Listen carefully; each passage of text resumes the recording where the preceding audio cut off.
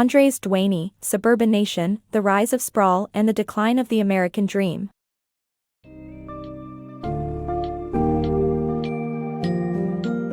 Delve into the world of Suburban Nation, The Rise of Sprawl and the Decline of the American Dream by Andrés Duany, which explores the development patterns that have characterized the United States since World War II and led to suburban sprawl. This book summary focuses on the negative effects of sprawling development, such as traffic congestion, social isolation, and environmental degradation. It contrasts sprawl with traditional neighborhood development, highlighting the benefits of mixed use, pedestrian-friendly communities, and reflecting on the historic roots of these design philosophies. Join the journey to understand the challenges of building traditional neighborhoods in a world dominated by zoning restrictions, outdated policies, and a car-centric mindset.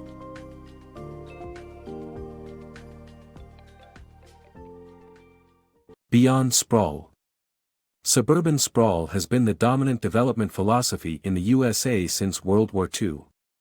However, it has resulted in an isolated living experience for residents due to the absence of public spaces along streets and a reliance on cars for daily activities. In contrast, traditional neighborhoods are pedestrian-friendly and promote mixed-use communities with homes, stores, and offices occupying the same block, which is the prevalent development pattern outside the United States. Despite growing demand for traditional neighborhoods in several U.S. cities, zoning ordinances often outlaw their planning and encourage sprawl in the home-building industry. Building traditional neighborhood cities can also be met with opposition from residents who do not want new growth in their backyards. Nevertheless, planners and developers can address these concerns by replacing bad growth with good growth. The flaws of suburban living. Suburbs are plagued by disconnectedness and inefficiency, with housing subdivisions, shopping centers, office parks, schools, and roads all standing alone. The low density of development requires a proliferation of roads, which are designed for cars rather than pedestrians. Schools are too far away for children to walk to, and the result is inefficient and environmentally unsustainable. Despite regulations, suburbia isn't a functional solution. Designing the ideal community. In Designing the Ideal Community, the author outlines key features that contribute to a livable and functional neighborhood. A center for business, cultural, and governmental activities, walkability within 5 minutes, a grid-like street network, narrow streets for safer traffic and appealing walking environments, and mixed-use buildings that accommodate both residential and commercial spaces. Additionally, special sites for civic buildings, such as schools and government centers, can be repurposed for community gatherings like farmers' markets and festivals. These design elements contribute to a cohesive and thriving community where every resident can thrive. The impact of federal policies and suburbanization on modern American cities. Planners once segregated workplaces from homes in the 19th century due to the Industrial Revolution turning cities into polluted areas. This theory has carried over into modern American cities, but it is no longer necessary as many manufacturing facilities have become good neighbors to residential developments. Sprawl is a result of federal policies that focus on new, single-family, suburban homes and convenient, cheap commuting by car. This bias against traditional development continues today, with state transportation departments frowning upon the use of landscaping along roads. The movement of offices to the suburbs and the relocation of retailers resulted in the center cities becoming expendable. The only proven alternative to sprawl is the traditional neighborhood. The importance of good planning. Good planning distinguishes well-designed communities from sprawling suburbs. The latter emphasizes the private realm over the public. Good planning, conversely, focuses on public places such as streets and plazas that encourage pedestrian activity, commerce, and community interaction. A significant element of good planning is building typology, the volume of a building and its relationship to the street. A corner store in suburbia draws protests from NIMBYs due to the volume of car traffic. However, in traditional planning, a corner store can occupy a building in a block of townhouses without disrupting pedestrian flow.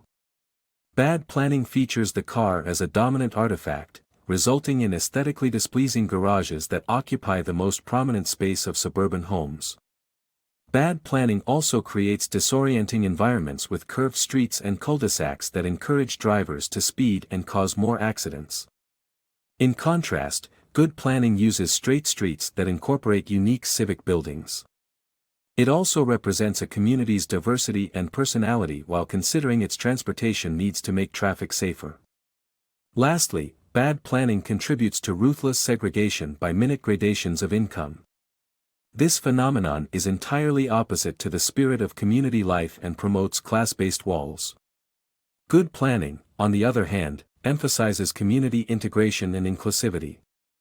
Good planning focuses on public space and encourages pedestrian activity, business, and community interaction. It incorporates building typology, the volume of a building, and its relationship to the street, promoting businesses' retention in company and enhancing pedestrian convenience. Good planning balances transportation needs and aesthetic objectives with the classic values of a civil society. The consequences of suburban segregation. Suburbia segregates people by income, leading to one-income group neighborhoods and gated communities that isolate residents. This phenomenon leaves children unprepared for diverse interactions. By mixing affordable, low-income housing with expensive homes, planners can prevent blight while fostering diversity. In contrast, traditional neighborhoods promote interaction among residents of various income levels. The negative implications of suburban sprawl. Suburban sprawl has led to an over-reliance on cars, costly housing, and antisocial behavior. The problem lies in outdated zoning codes, which make it difficult to create pedestrian-friendly environments. Local governments' responses to traffic congestion, such as building wider roads, have only worsened the problem by inducing more traffic. In cities such as Phoenix and Atlanta, suburbia forces everyone to drive, which generates an average of 13 car trips a day per household. This not only contributes to traffic congestion but also increases housing costs as car ownership and maintenance become a financial burden. Additionally, the zoning codes built by municipalities resist walking as they require developers to build walls between subdivisions and shopping centers, making it nearly impossible to walk. The solution is to upgrade development codes, which essentially require starting from scratch as opposed to amending the previous codes. Reforming the codes to allow for mixed-use developments, mixed residential density, and flexible street networks would help promote walkability. Providing transportation alternatives instead of just vehicular transportation can immensely reduce the dependence on cars. Fighting sprawl.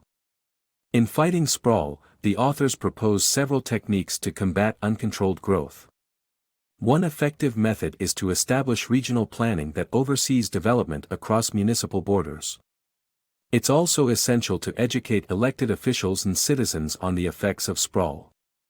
Communities should discard existing land use plans and zoning codes and implement traditional neighborhood development ordinances.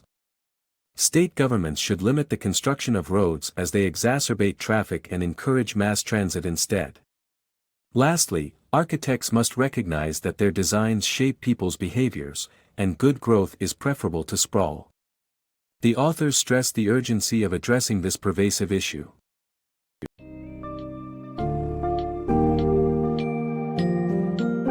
In conclusion, Suburban Nation presents an argument against suburban sprawl, demonstrating its negative consequences on society, environment, and the quality of life in contemporary America.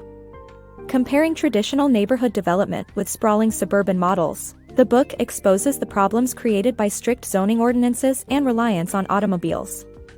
Furthermore, the book presents poignant examples of places where traditional neighborhood planning is finding resurgence and transformative potential. To address suburban sprawl, the author calls for regional planning, rethinking of zoning codes, investing in mass transit, and embracing the values of mixed-use communities. It is time for a shift towards embracing sustainable and inclusive urban design practices to build a better future for generations to come.